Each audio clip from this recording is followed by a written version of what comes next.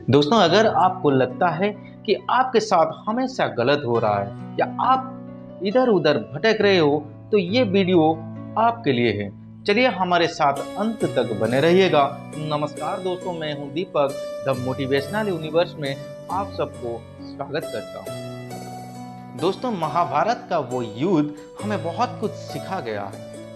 जब अंगराज कर्ण का मृत्यु निकट होता है तो उनके मन में तरह तरह का सवाल उत्पन्न होता है। तो उनका मन बड़ा विचलित हो रहा है। तभी उन्होंने भगवान वासुदेव से पूछता है कि हे वासुदेव, मेरा मन बड़ा विचलित हो रहा है, मेरे मन में कई सारे सवाल आ रहा है जिनका जवाब मैं सिर्फ आपसे जानना चाहता हूँ।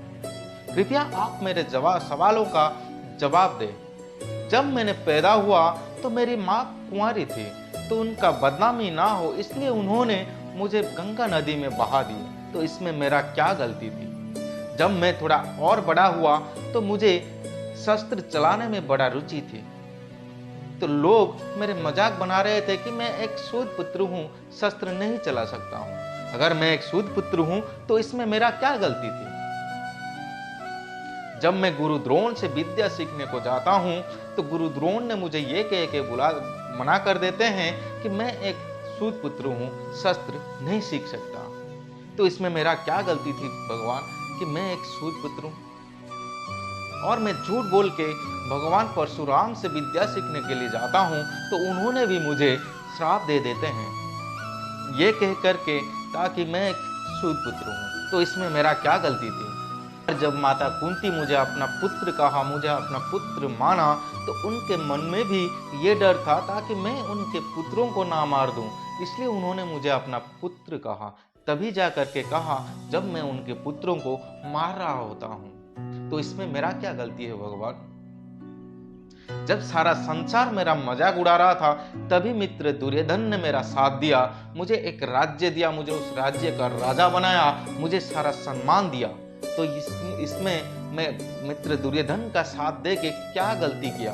तब भगवान कृष्ण कहते हैं कि इसमें आपका कोई गलती नहीं थी, आप तो सिर्फ एक ही गलती किए थे। जब आपका मन विचलित हो रहा था, जब आपका मन इधर उधर भटक रहा था, तभी आपने सही और गलत को चुन नहीं पाए, सही का रास्ता छोड़ के गलत के रास्ते में चले गए। इतना ही आप अपने जीवन में गलती किए थे।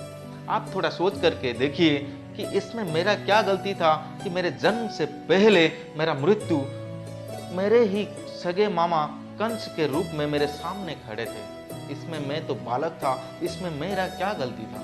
जब मेरा जन्म हुआ तभी मुझे अपने माँ बाप से अलग कर दिया गया, तो इसमें मेरा क्या गलती था? जब जुआ खेल के पांचों भाई, पांचों पांडव सब कुछ हार गए, तो इसमें द्रौपदी का क्या गलती था? इसका वस्त्र हरण क्यों हुआ?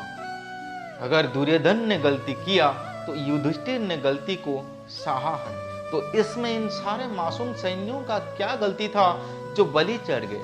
कर्ण, ये सिर्फ आपके बात ही नहीं है।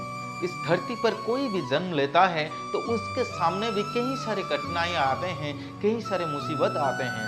इन सारे मुसीबतों का सामना करके, इन सारे कठिनाइयों का सामना करके जो व्यक्ति सही रास्ते पर चलता है, जो व्यक्ति सही चुनता है, वही सिर्फ इस दुनिया में महान कहलाता है। आप तो कठिनाइयों का सामना करने की वजह बुराइयों का साथ दे दी। ये बात सुनने के बाद कर्ण के मन को थोड़ा शांति मिलता है। तभी वो अपने अनुज अर्जुन से कहता है कि हे अर्जुन, अभी सही समय है कि मैं अभी ब्रह्मास्त्र को उपचार करने के लिए भूल चुका हूँ, सही समय है, अभी मेरे ऊपर बाण चला दो। तभी अर्जुन ने कर्ण के ऊपर बाण चला देता है और कर्ण का मृत्यु हो जाता है। दोस्तों, इस छोटी सी कहानी से हमें ये सीखने को मिलता है कि इस धरती पर जो भी जन्म लेता है तो उसके सामने कई सारे कठिनाइयां आते हैं, कई सारे मुसीबत आते हैं, लेकिन इन सारे कठिनाई और मुसीबतों का सामना करके जो व्यक्ति आगे बढ़ता है वही व्यक्ति सफल हो पाता है। नमस्कार, धन्यवाद।